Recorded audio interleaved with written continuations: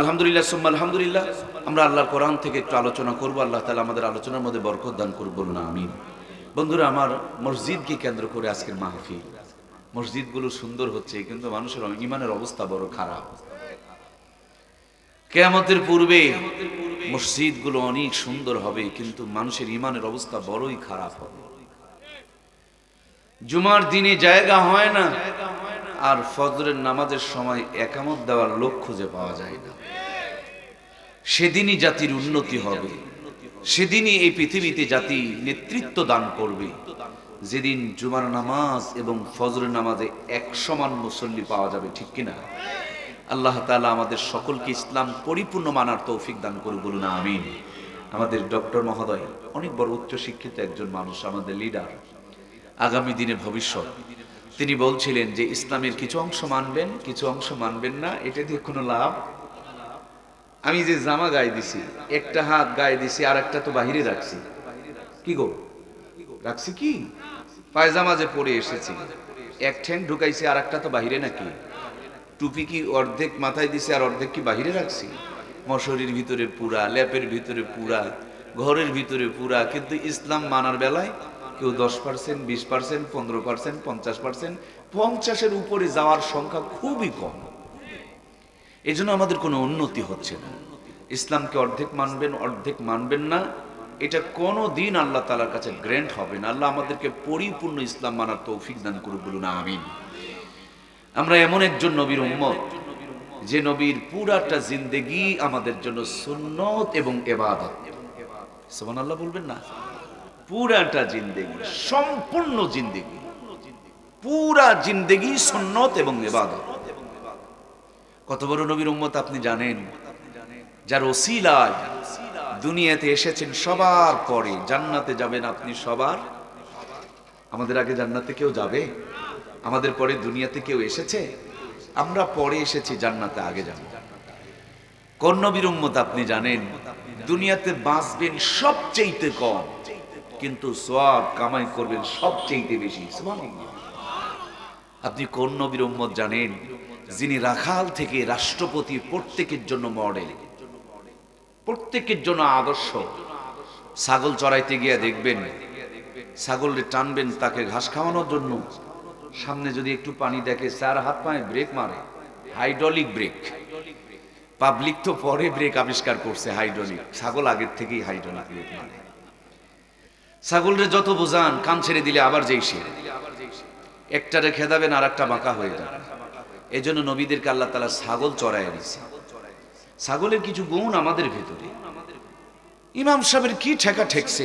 তুমি সুদ খেলে তোমার বিরুদ্ধে বলা লাগবে, ঘুষ খেলে তোমার বিরুদ্ধে বলা লাগবে, তোমার বউকে ন্যাংটা করে তুমি চললে তোমার বিরুদ্ধে বলা লাগবে। হুজুরের কি ঠেকছে রে ভাই?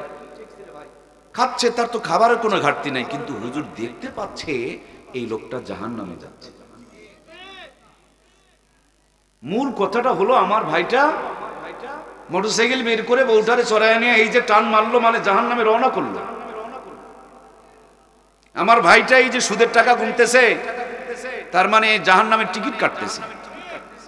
এই জন্য ইমাম সাহেব, হুজুর সাহেব আপনাকে আমাকে বারবার সতর্ক করে, ঠিক কিনা? একজন ডাক্তার যতই নিজের মানুষ হোক, আপনার আপন মানুষ বলে জ্বরের বড়ি তো মিষ্টি হয় নাকি? আর যদি সেফটি ধরে, ক্যান্সার ধরে, অপারেশন ছাড়া কোনো উপায় আছে নাকি? আমার প্রিয় ভাইয়েরা, তেমনি ইমামদেরকে, আলেমদেরকে শত্রু মনে করবেন না। এখন গোটা পৃথিবীর একটা টেন্ডেন্সি তৈরি হয়েছে আলেমদেরকে শত্রু বানানো। ভণ্ডপীরদের কাছে আলেমদের ছাড়া কেউ শত্রু নেই, কারণ বরঞ্চ ওরা ভণ্ডদের কাছে গেলে পারে গাঁজা খাইতে সুযোগ পায়। আর আলেমরা গাঁজা খাওয়া যাবে না এই কথা বলে, তার জন্য ভণ্ডদের টার্গেট হলো আলেমরা। আমার ভাইয়েরা, কাদিয়ানি যারা আছে, কাদিয়ানি হিন্দুরা বসবাস করে, আমাদের কোনো আপত্তি নাই, কিন্তু কাদিয়ানীদের ব্যাপারে আপত্তিটা কি? আপত্তিটা হলো ওরা নন মুসলিম, অথচ ইসলামের মুখোশ পরে আমাদেরকে ধোঁকা দিচ্ছে। হিন্দুরা হিন্দুরা কিন্তু মুসলমান বলছে না, কিন্তু ও বেচারাও বেঈমান, আমার নবীকে অস্বীকার করেছে, ওদের ঈমান নেই। ষড়যন্ত্রটা হলো তারা আহমদিয়া মুসলিম জামাত বলে আমাদেরকে ধোঁকা দিচ্ছে, এই জায়গাতে সমস্যা। এই জন্য কাদিয়ানীদের কাছে আলেম ছাড়া কেউ শত্রু নেই। তাবলিগ জামাত যেটা, সেখানে আমাদের ডিভাইডেশন হয়েছে, আপনারা জানেন।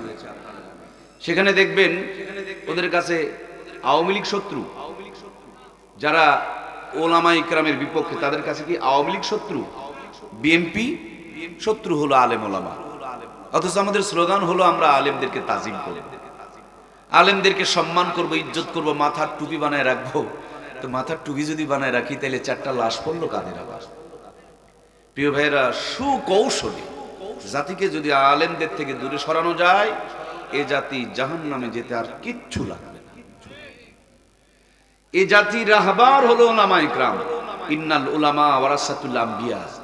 এই জন্য আম্বিয়া ইকরাম থেকে, উলামা ইকরাম থেকে, নবীর উত্তর শরীরের থেকে জাতিকে দূরে সরানোর জন্য সামগ্রিকভাবে চক্রান্ত চলছে। দেখুন চক্রান্তর শিকড়টা কত গভীরে। স্কুলেও বাংলা ইংরেজি অঙ্ক পড়ানো হয়, মাদ্রাসায় মনে হয় পড়ানো হয় না। এদেশে স্বাধীনতার পর থেকে যতগুলো সরকার ক্ষমতায় এসেছে, কোন প্রধানমন্ত্রী কি হিন্দু ছিল? দয়া করে কথা বলুন, কোন রাষ্ট্রপতি কি হিন্দু ছিল? তাহলে স্কুলওয়ালারা বেতন পাবে, বিল্ডিং পাবে, মাদ্রাসাওয়ালারা কোন দুঃখে পাবে না রে ভাই? মুসলমান রাষ্ট্রপতি, মুসলমান প্রধানমন্ত্রী, স্কুলের আগে তো মাদ্রাসার বিল বেতন হওয়ার কথা, কিন্তু মাদ্রাসায় শেখানো যাবে না, আলেম ওলামা বানানো যাবে না। এই জন্য সেই থেকে নিয়ে এই পর্যন্ত আলেমদের বিরুদ্ধে নানান ষড়যন্ত্র চক্রান্ত চলছে, ঠিক কিনা? ভণ্ড পীর যারা গাঁজা খায়, এদের আস্তানাতে টাকা পয়সার কোনো অভাব নাই। আর হক্কানি পীর যারা হক কথা বলে, সত্য কথা বলে, এদের হাতের মধ্যে হাত করা লাগানো হয়। কথা বলুন ঠিক কিনা? ভণ্ডদের গাঁজার আসর জমজমাট, আর আলেমদের চোখের পানি জেলখানার মধ্যে ঝরে। আল্লাহ তাআলা আমাদেরকে আলেম ওলামার সাথী হওয়ার তৌফিক দান করে, বলুন আমিন। সম্মানিত প্রিয় ভাইয়েরা, কয়টা কথা বলবো আর কয়টা কথা ছাড়বো? প্রিয় ভাইয়েরা আমার, একটা মানুষের যদি অনেকগুলো রোগ হয়, তো লোকটাকে ডাক্তার একটা ঔষধ দেয়, নাম বলছে অ্যান্টিবায়োটিক। চিনেন কি আপনারা? জীবনে কি খেয়েছেন?